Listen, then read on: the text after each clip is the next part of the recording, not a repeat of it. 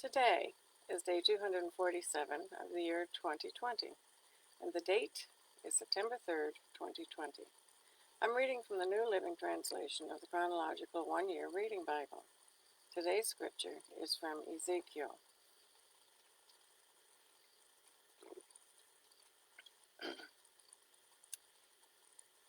Ezekiel chapter 40, starting at verse 38.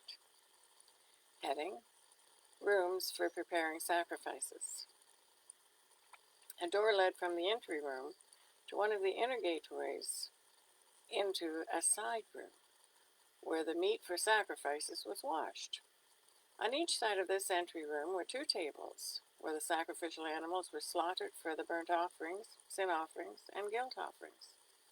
Outside the entry room, on each side of the stairs, going up to the north entrance, were two more tables. So there were 8 tables in all, 4 inside and 4 outside, where the sacrifices were cut up and prepared.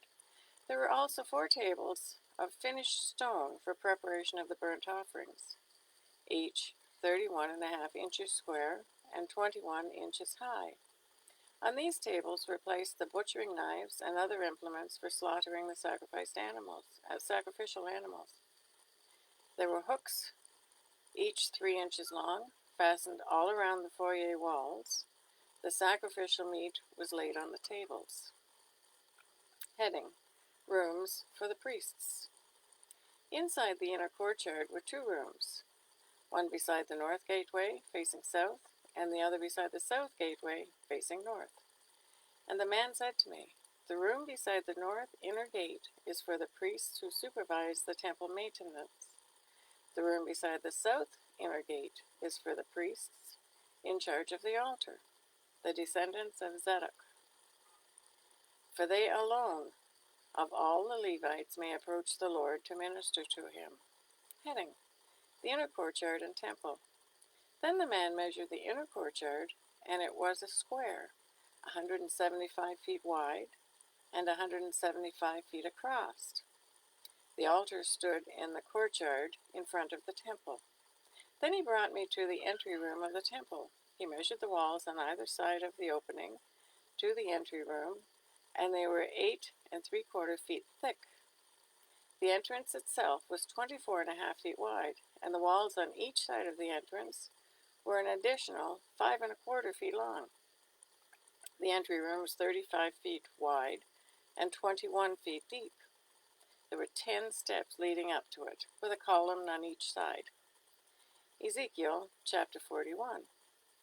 After that, the man brought me into the sanctuary of the temple. He measured the walls on either side of his doorway, and they were 10.5 feet thick. The doorway was 17.5 feet wide, and the walls on each side of it were 8 3/4 feet long. The sanctuary itself was 70 feet long and 35 feet wide. Then he went beyond the sanctuary into the inner room. He measured the walls on either side of its entrance, and they were 3.5 feet thick. The entrance was 10.5 feet wide, and the walls on each side of the entrance were 12 1/4 feet long. The inner room of the sanctuary was 35 feet long and 35 feet wide. This, he told me, is the most holy place. Then he measured the wall of the temple, and it was 10.5 feet thick.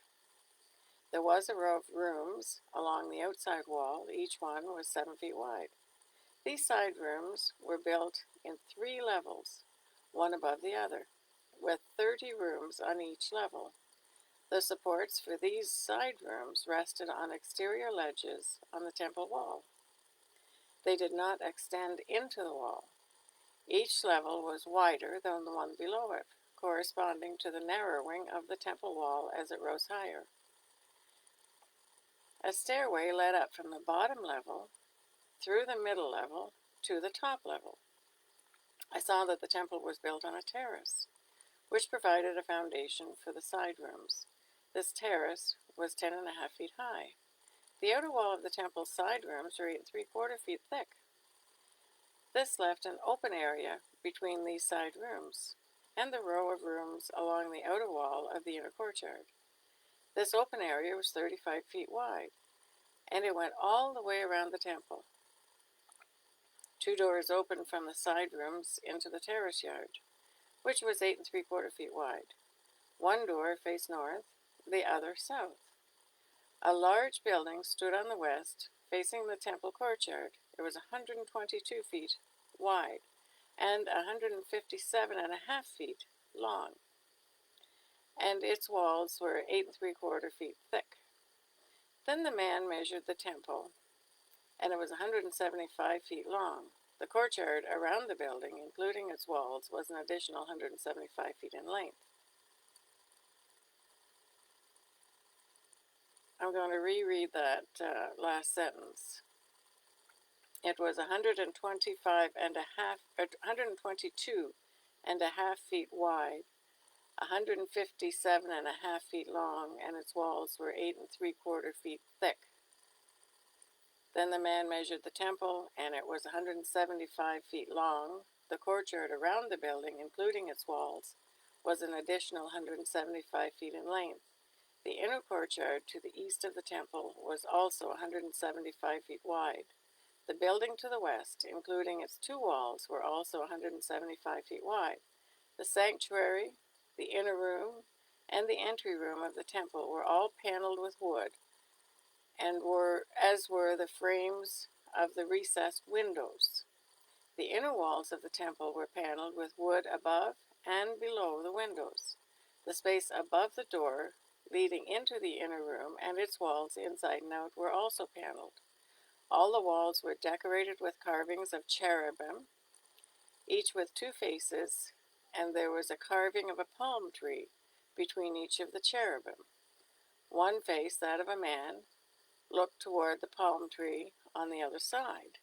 The other face, that of a young lion, looked toward the palm tree on the other side.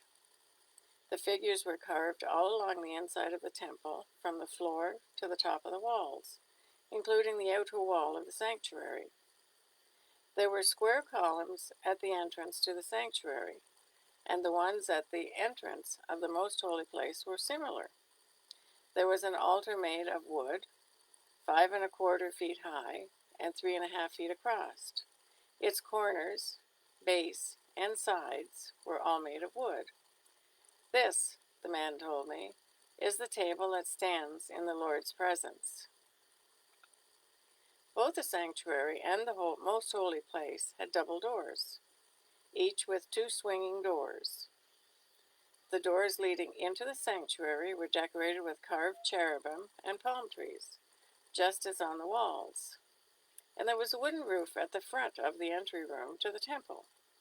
On both sides of the entry room were recessed windows decorated with carved palm trees. The side rooms along the outside wall also had roofs. Heading: Rooms for the priests.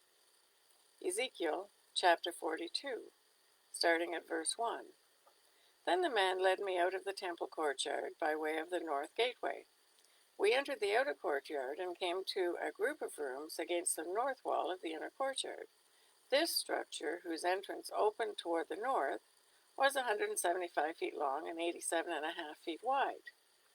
One block of the rooms overlooked the 35-foot width of the inner courtyard.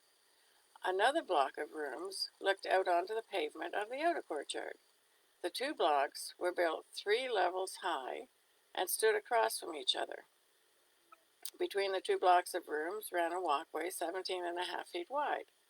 It extended the entire 175 feet of the complex, and all the doors faced north. Each of the 2 upper levels of rooms was narrower than the one beneath it, because the upper levels had to allow space for walkways in front of them. Since there were 3 levels, and they did not have supporting columns as in the courtyards, each of the upper levels was set back from the level beneath it. There was an outer wall that separated the rooms from the outer courtyard. It was 87.5 feet long. This wall added length to the outer block of rooms, which extended for only 87.5 feet, while the inner block, the rooms toward the temple, extended for 175 feet. There was an eastern entrance from the outer courtyard to these rooms. On the south side of the temple, there were 2 blocks of rooms just south of the inner courtyard, between the temple and the outer courtyard. These rooms were arranged just like the rooms on the north.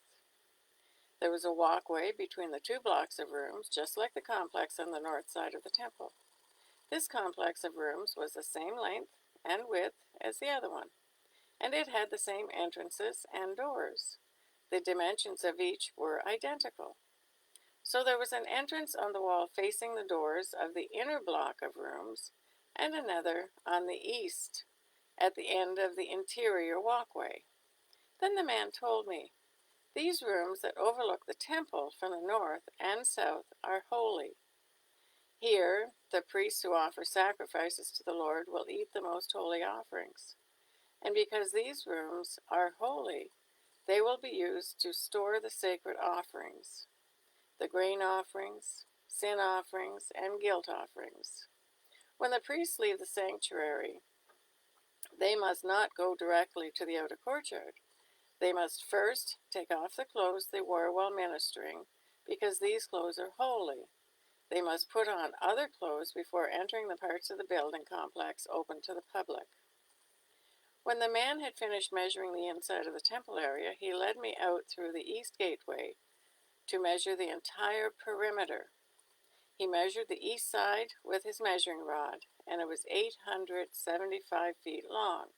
Then he measured the north side, and it was also 875 feet.